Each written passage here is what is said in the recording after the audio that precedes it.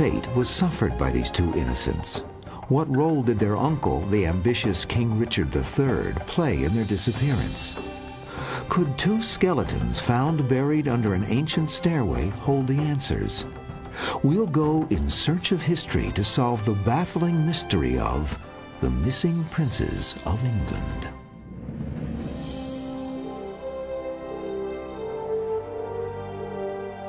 (1674).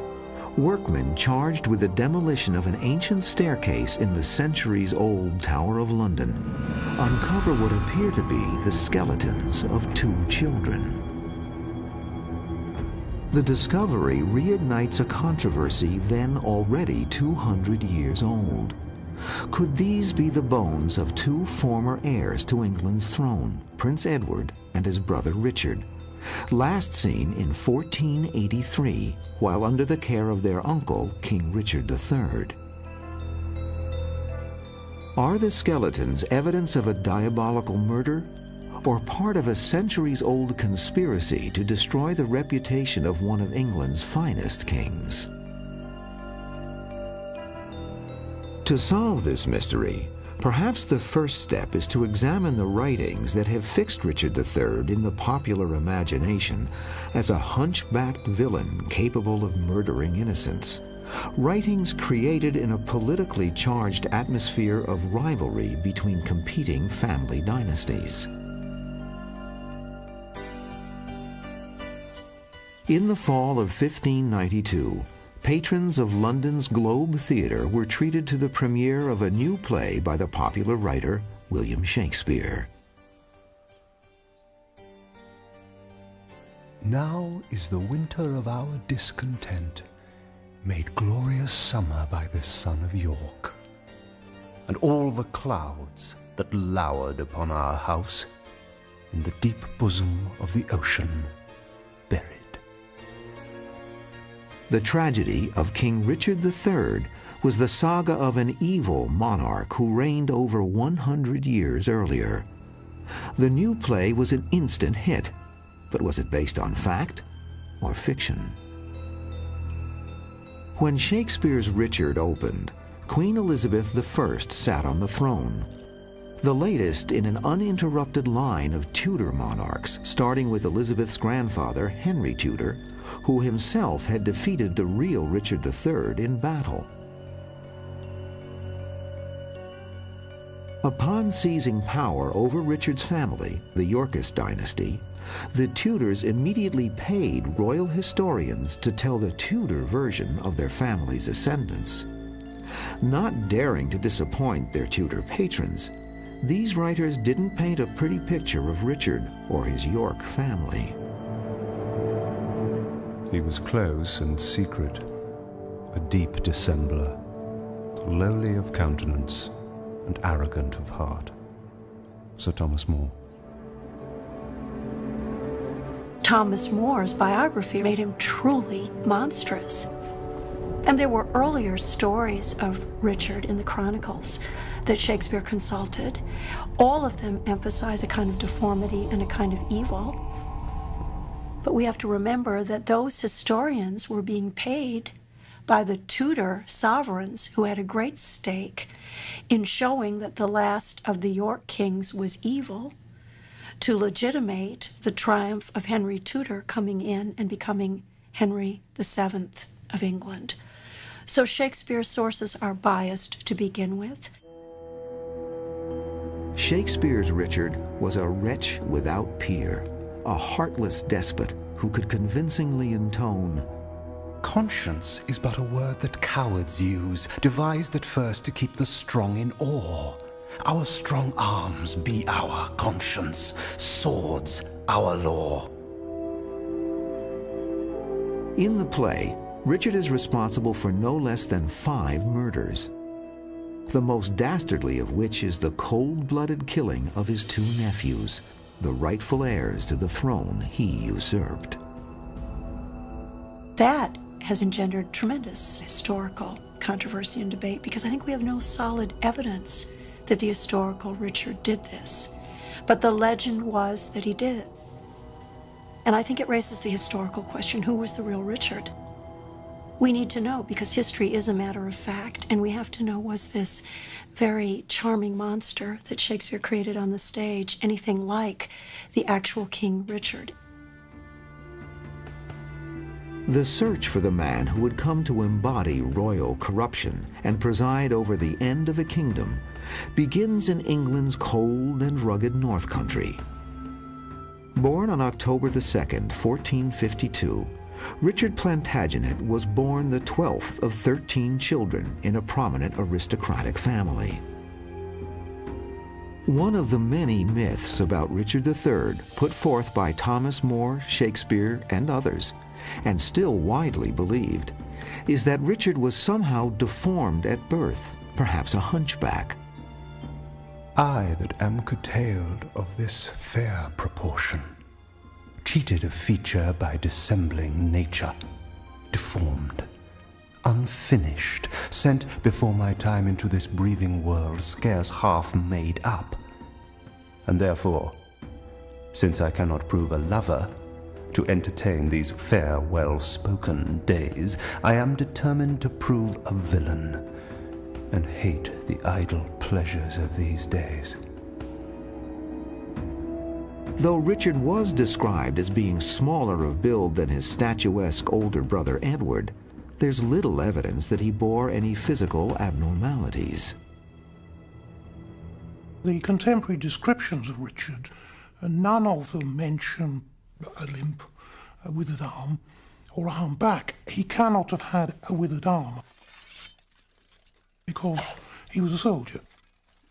Someone would comment on the fact that he was a good soldier despite having a withered arm. So as a man, he was a perfectly normal human being to look at, I'm sure. Richard's father was the Duke of York, a prince of royal blood already chafing at his inability to claim England's throne. His family, the Yorkists, represented by a white rose, were enmeshed in a simmering struggle with the House of Lancaster, represented by a red rose. The prize was no less than the monarchy and control of England. The Yorkists and Lancastrians were each descended from the long royal Plantagenet family, but somewhere along the way, deposings and assassinations began to supersede birthright and birth order as the way of becoming the monarch. This erosion of the rules of succession had implications far beyond the gates of the royal palace. It was vitally important to everybody's perception of how the world was organized that fathers were succeeded by sons. And the monarchy was the most important succession of all. The king was semi-divine. And what was equally important is that this semi-divinity, as it were, of kings was carried on in a bloodline.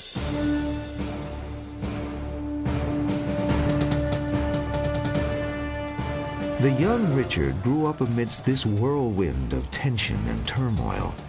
He was just 8 when his father made a claim on the throne held by Henry VI, a Lancastrian. His father was the most important subject in the realm, and he was very much aware, I guess, of the manner in which his father wanted to be in high office but wasn't. And then in 1460, his father claimed to be King of England, and that's when the wars really broke out. The 30-year struggle between the Yorkists and the Lancastrians became known as the Wars of the Roses. That was really a pivotal event in English history. The equivalent of the American Civil War. I think the fascination of the War of the Roses was that it was a dynastic quarrel. It was family against family, fathers against sons, cousins against cousins. And so much was at stake. There was enormous power and money, but a whole definition of kingship and the relationship between kingship, God, and history. The conflict affected all of England's citizens, from the poorest peasants in the fields to the richest and most privileged of families. It's surprising how few members of the nobility are neutral. They're all willy-nilly drawn into this. And the longer the Wars of the Roses go on, the more likelihood that death also is a part of defeat. Death was visited upon Richard's family soon enough. Late in 1460, Richard's father, the Duke of York, and Richard's brother Edmund were slain by Lancastrian forces of Henry VI. A few months later, Richard's eldest brother, 18-year-old Edward, avenged those deaths. Edward's troops overran a Lancastrian army at Mortimer's Cross, captured Henry VI, and ended his reign as King of England by imprisoning him in the Tower of London. After 5 years of bloody struggle, Edward moved quickly to consolidate his power, and in June of 1461, he was crowned King Edward IV. According to the custom of the time, he sent his younger brothers George, the Duke of Clarence, and 9-year-old Richard to live with his most trusted ally, the Earl of Warwick. He was a very powerful, wealthy man with considerable political clout. And there's no doubt about it, he was Edward IV's principal supporter. And Edward IV would not have been able to make himself king without Warwick's support. Warwick's skill at wielding power behind the throne earned him the unofficial title of Kingmaker. And so it was that young Richard Plantagenet was sent to Warwick's distant castle in Middleham to learn the arts of politics and warfare at the feet of the master. They were lessons that the ambitious youth would learn, perhaps, all too well.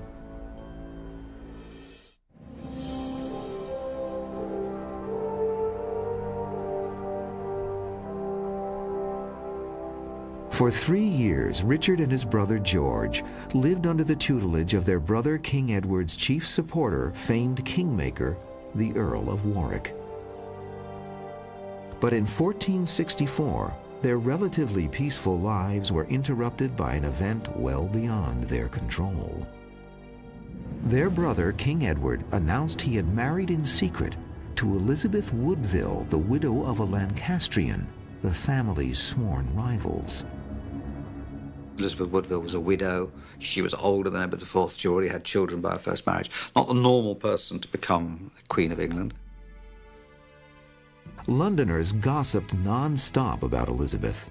They called her ambitious and grasping, ridiculing her large and ambitious family. Some even said she practiced witchcraft.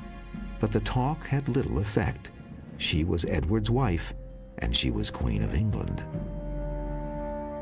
The Earl of Warwick, the man who had backed Edward in his claim to the throne, felt not only shocked, but betrayed by the sudden union, since he had been working to arrange a political marriage between Edward and a member of France's royal family. Warwick was furious, and the two men clashed openly. As a result, the king removed Richard and George from Warwick's supervision. Further insulted, Warwick turned his considerable talents to gathering support to depose Edward. By 1469, he had amassed an army and had even won over to his rebel camp King Edward and Richard's own brother, George. Thus began a savage 4-year struggle for the crown, in which the monarchy changed hands no less than 3 times before the final denouement.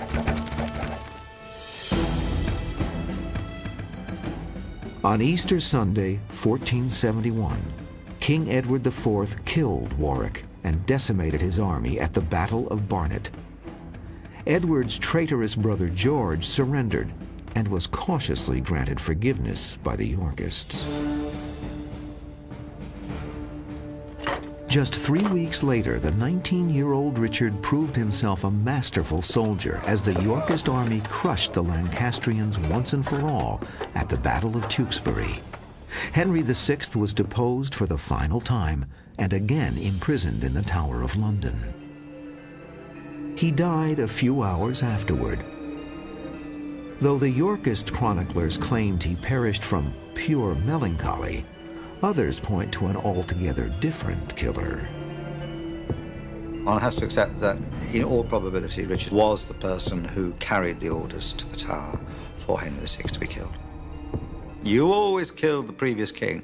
Very important point. If you seize power by force, you've got to make sure the other king's dead. And it was a lesson that Richard III was to remember. And a lesson taught well by Richard's mentor turned vanquished enemy, the Earl of Warwick. These turbulent years of political intrigue and brutal battles may have earned Richard respect and honor, but they also left him acutely sensitive and suspicious. The need for loyalty, or the need to make sure of associates and followers and so on, is probably something that enters his character as a result of years of fighting. Richard's bravery in battle and unswerving loyalty to the crown prompted King Edward to reward him with the title of Duke of Gloucester. Richard was now the most powerful man in all of England's North Country, and was given the lands that had formerly belonged to the traitorous Warwick. To further solidify his holdings and his political power, Richard married Warwick's daughter, Anne Neville, in 1472, and settled into a calmer life.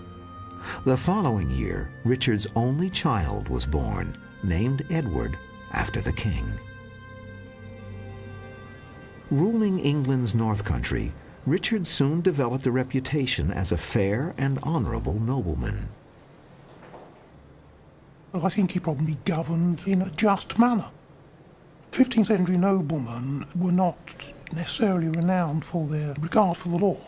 They were quite capable of twisting the law, and I think it was known that his arbitration or his law decisions were made on the merits of the case, not because it was to his advantage.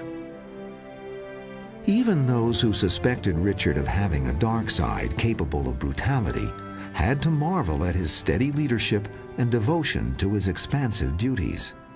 He succeeded where others had failed, bringing a new stability to the border country, where skirmishes between the English and the Scots had been common.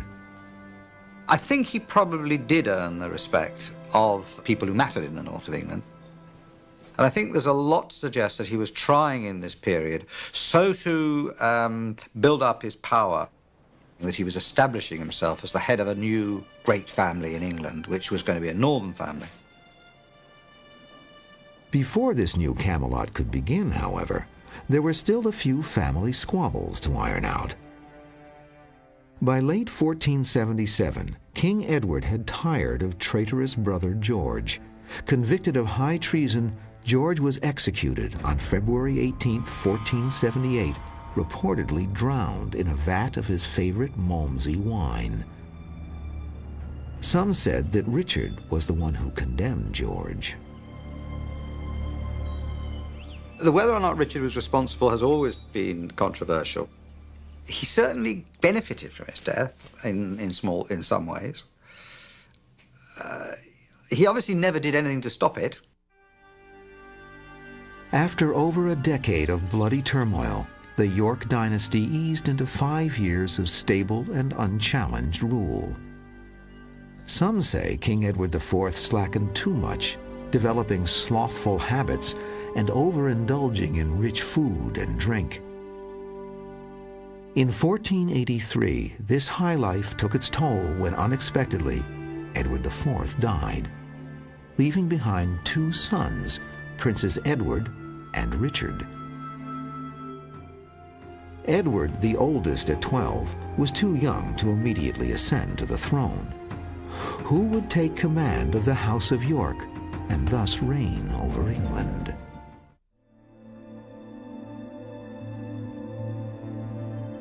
The sudden death of England's King Edward IV in the spring of 1483 led to immediate jockeying for position among members of the royal family. The king's will had named his brother Richard as defender of the realm and protector of the heirs to the throne, 12-year-old Prince Edward and 10-year-old Prince Richard. It was a role that seemed perfectly suited to the steadfastly loyal Richard, Duke of Gloucester. Certainly before he became king, no one would dispute that he showed great loyalty to his brother, a very desirable quality, of course, in the younger brother of a king. Richard's past service to his brother was of little consequence to Elizabeth Woodville, the king's widow. Elizabeth was determined to keep the crown in the Woodville family and immediately sent for young Prince Edward, who had been living at the estate of her brother, Earl Rivers. The Queen set his coronation date for Sunday, the 4th of May, and the 12-year-old prince set out for London, accompanied by his maternal uncle, Earl Rivers. They were intercepted along the way by his other uncle, Richard. They had a great night together, you know, and all was friendship. But the following morning at dawn, Richard seized Earl Rivers, went to the king and said, Rivers was a traitor. I've discovered he's been plotting against you. He packed Rivers and his principal supporters up to a prison in the north and seized the person of the king and went down to London. So there was a major change then, and he did that by force.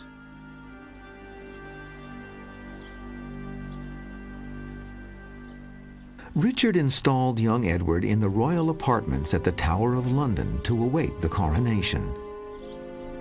Fearing for her own safety and that of her family, Queen Elizabeth fled to the haven of Westminster Abbey with her other children in tow.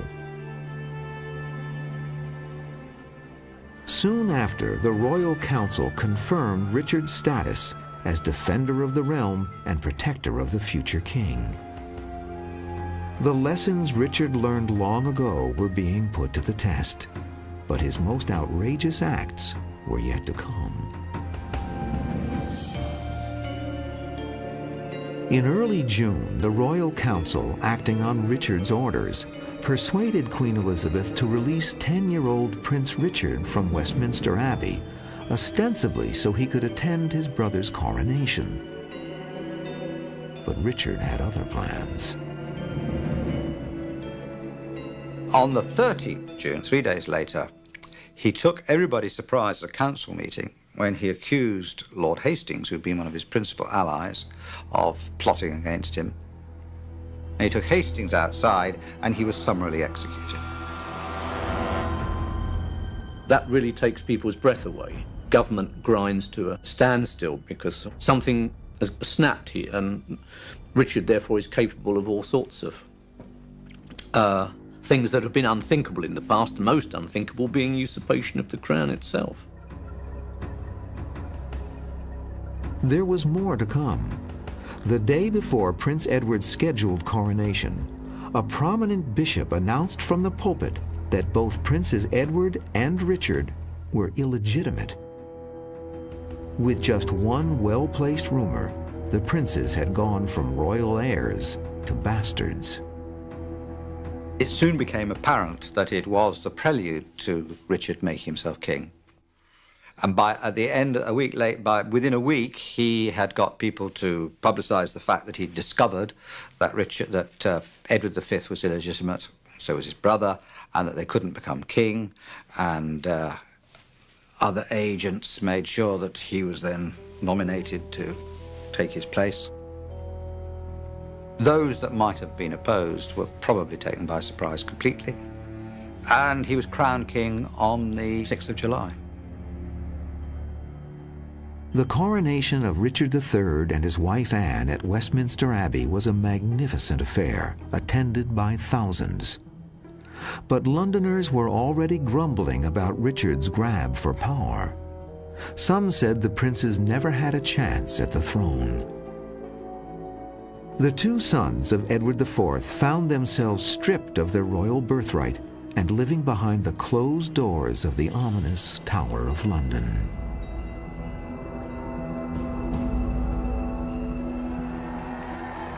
With the princes under the watchful protection of his guards, King Richard and his queen set out on a procession across the countryside to meet their subjects. They seemed unruffled by the gossip swirling around them. As the warm summer of 1483 drew to a close, Richard finally possessed the title for which his mentor Warwick had prepared him all those years ago. At the age of 31, he was King of England and master of all he surveyed. Yet the whispers of conspiracy lingered. If Richard himself planted the story of the prince's illegitimacy, had he also positioned himself to preside over their undoing? And now that he was legal guardian of the princes, would their uncle be a protector or a destroyer? So wise, so young, they say, do not live long.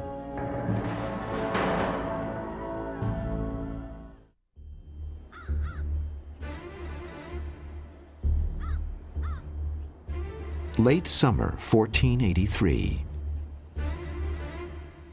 The newly crowned King Richard III and his queen were out touring the countryside, and the two young princes, Edward and Richard, were glimpsed playing outside on the lawn of the Tower.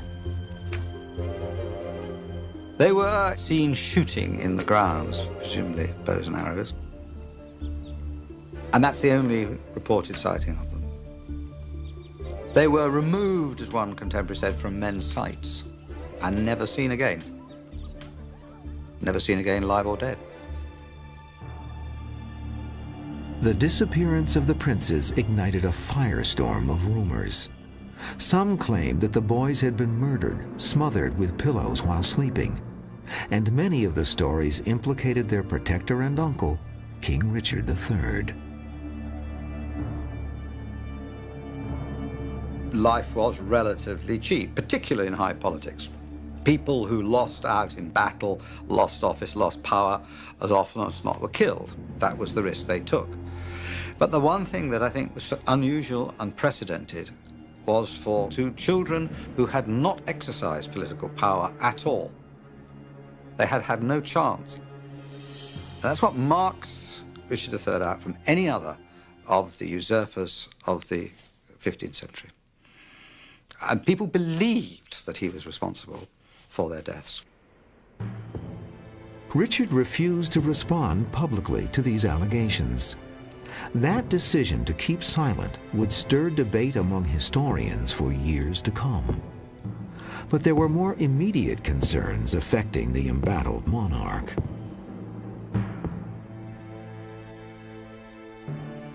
By October of 1483, his most trusted ally was discovered to be conspiring with Henry Tudor to seize the throne and return it to the hated Lancastrians. Just a few months later, in April of 1484, his only son, Edward, Prince of Wales, died at the age of 11. Richard was disconsolate and more alone than ever before.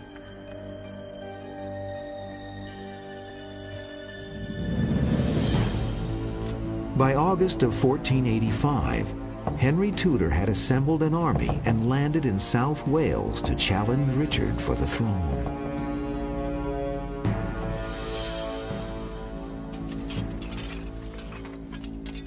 Now the disparaging rumors about Richard, repeated so often, took effect. When the king hastily instructed his military captains to join him at Leicester to battle Tudor, their support was half-hearted at best. Most of Richard's officers abandoned him.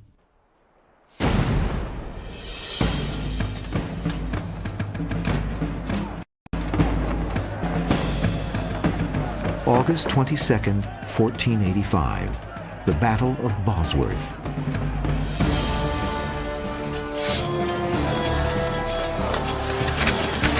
Realizing his only chance to redeem his honor and save the crown from the Lancastrians was to slay Henry himself, Richard III valiantly rode his steed through Henry's army.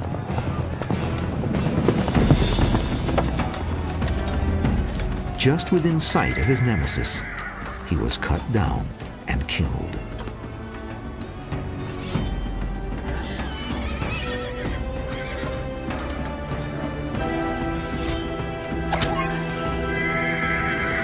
Richard's reign as king had lasted just 2 years, one of the shortest in England's history. Had he won the battle at Bosworth, he may well have established himself in such a way, and so influenced the writings about him as king, that we would have looked back upon him as being one of our, shame about the way he became king, but It was probably for the good, would have been the line. Richard's death signaled an end to the Yorkist dynasty. Henry Tudor was soon crowned King Henry VII, ushering in a 70-year Tudor dynasty that, once in place, set out to rewrite history to fit their own agenda. In 1592, more than 100 years after Richard III was buried in an unmarked grave, Shakespeare's play Richard III debuted to enthusiastic crowds. A horse!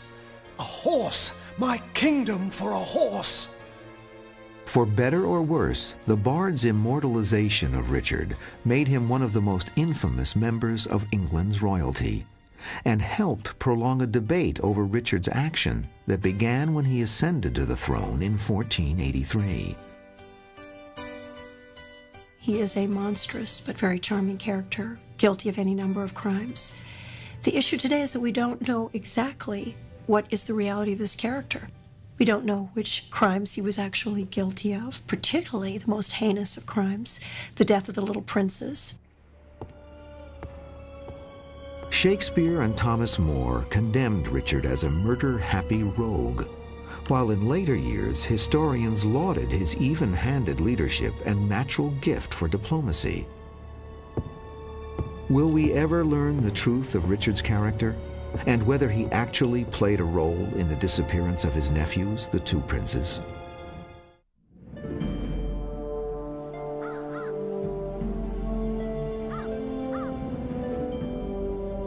The 1674 discovery of the skeletons of two children in the Tower of London reignited the controversy over the reign of England's King Richard III.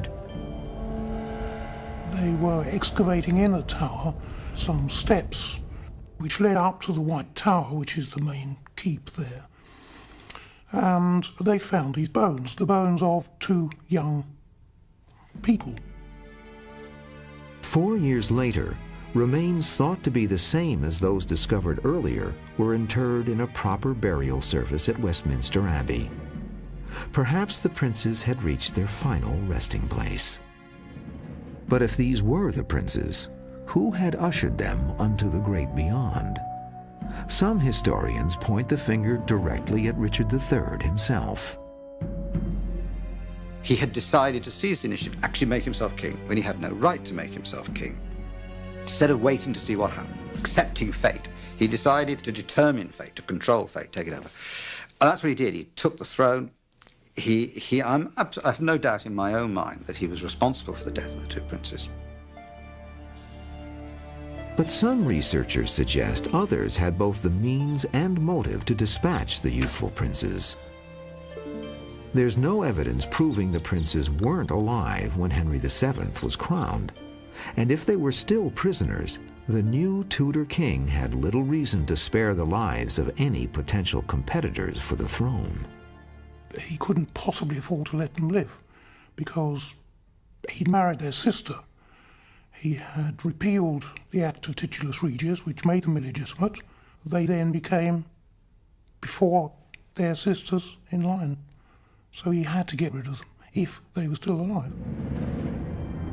Still other scenarios have Richard's aide, Lord Buckingham, acting on his own initiative and murdering the two princes without the knowledge or blessing of the king. He was Constable of the Tower of London where they were. It's argued that, of course, he would thereby have ease of access. He could have gone in, he could have caused them to be murdered. And there are contemporary records which indirectly accuse him of murdering them. Despite the passage of hundreds of years, public speculation about the bones at Westminster Abbey did not fade away. Finally, in 1933, an attempt was made to solve the mystery of the two princes at last. The bones were exhumed and examined by the Abbey's archivist and a leading anatomist of the day. They concluded that the bones were indeed those of two children, and due to a dark stain on one of the skulls, that it was a reasonable possibility that they had been smothered. Yet 6 decades later, experts still wonder if the original investigation was completely objective in its approach. One of the two people who wrote the report on that investigation admitted that all the way through the assumption was made that these remains were of the people supposed, the two princes. The 1933 inquiry concluded that the children had died at the ages of 13 and 10, respectively, which was consistent with what is known about the princes. But it left unexplored another possibility. Throughout the 1933 investigation, the assumption appears to have been made from the beginning that the remains were male. They didn't even address the possibility that they were female. Thus, an examination which was supposed to provide the final word on the fate of the two princes instead generated at least as many questions as answers. Though modern forensic techniques could provide new vital information such as gender, precise dating, and even DNA specifics, Westminster Abbey has declined all recent requests to re-exhume the bones. I think probably everybody would like to know, would like to see these bones examined again. But I do sympathise with the view that perhaps at the moment we shouldn't dig them up again. Even if the two child skeletons are correctly identified, there's no way of knowing exactly when they died, or by what means they died, or whether they were murdered or not, and if so, by whom. It may never be solved. Though Richard III never faced charges related to the disappearance of the princes while he was alive, he was brought to trial some 500 years later. There's a path of death here. The final step is Richard's murder of the two princes who posed the only immediate threat to his reign. In 1996, a three-judge panel headed by Supreme Court Chief Justice William Rehnquist heard the case against the man about whom Shakespeare said, "Sin, death, and hell have set their marks." I would suggest that relying on Shakespeare's play to bolster any element of the state's case is a bit like relying on Oliver Stone's movie to prove the Kennedy assassination theory. At least Stone... Holding to a standard of reasonable doubt, the panel found Richard III not guilty of the murder of the princes in a mock trial conducted at the Indiana University School of Law.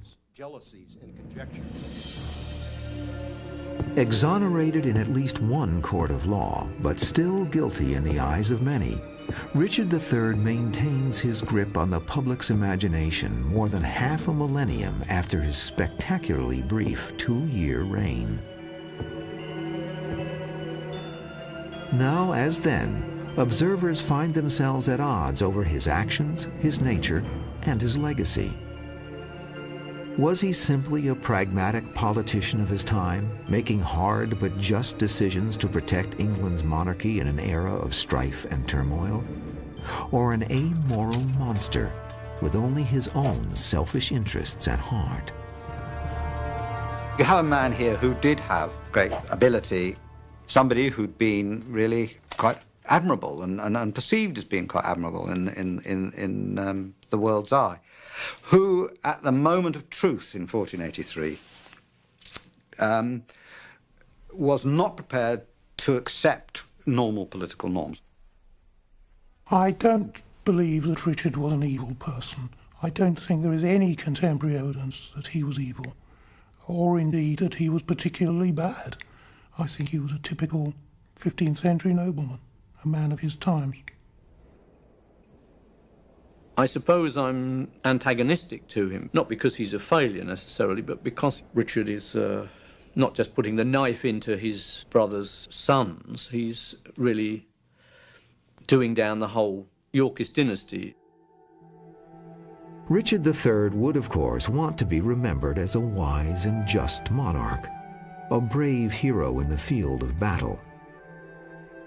But the disappearance of the two princes, who were directly under his protection, both in fact and in Shakespeare's play, has tainted his legacy. I think the fascination in the death of these little princes is the fascination of how far does a psychopath go? What is the degree to which ego and will and intelligence, divorced from feeling and morality, can go? What are the boundaries of human destructiveness? Because then and now, hapless children, innocent children, are the ultimate victims. And it shows a point beyond which there's no return.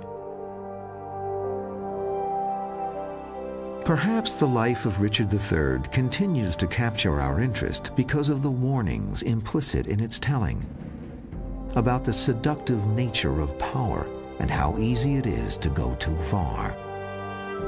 And how often we learn that great men are sometimes greatly flawed men as we go in search of history.